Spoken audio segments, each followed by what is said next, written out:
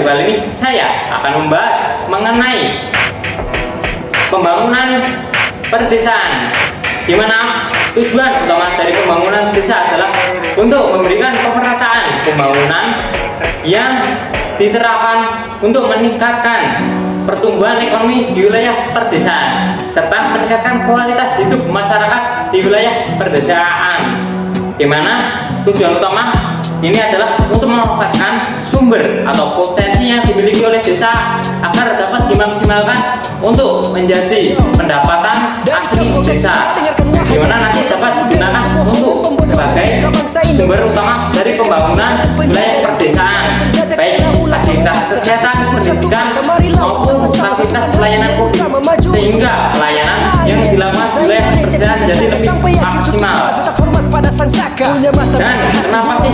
pembangunan di wilayah perdesaan itu perlu dilakukan perencanaan hari ini? Karena dari adanya perencanaan ini maka pemerintah desa dapat lebih mudah menentukan mana sektor atau apa saja yang perlu diperbaiki dan ditingkatkan dan berapa besar anggaran yang dibutuhkan. Nah, itu perencanaan ini juga untuk menjaring aspirasi atau pandangan dari setiap insan masyarakat agar dapat mengerti atau memahami dari konsep pembangunan desa yang lebih berkelanjutan, di mana sendiri pembangunan desa ini harus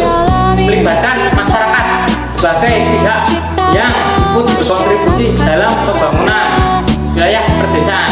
di mana masyarakat ini bertugas sebagai pihak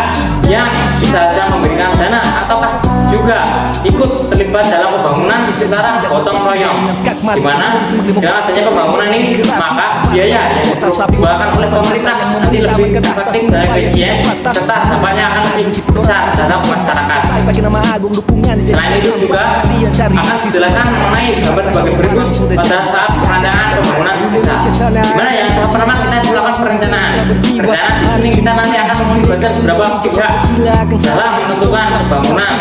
baik pemerintah desa maupun badan persyaratan desa yang terdiri dari beberapa tokoh yang bertujuan untuk menentukan tujuan dan potensi atau sasaran dari pembangunan tersebut yang nanti akan dibahas pada musyawarah desa, di mana pada musyawarah desa ini kita akan nanti kita lakukan diskusi bersama untuk menentukan RPJMB atau rencana pembangunan jangka menengah desa dan rencana kerja pemerintah desa atau RKP desa yang pada akhirnya nanti akan dimasukkan pada APBDes desa, di mana APBDes ini nanti akan diajukan kepada pemerintah pusat dan pemerintah daerah untuk mendapatkan anggaran dari pelaksanaan pembangunan wilayah perdesaan dan juga dapat dimanfaatkan sebagai sumber permodalan dari peningkatan atau pengelolaan potensi yang dimiliki oleh desa. Dari pelaksanaan,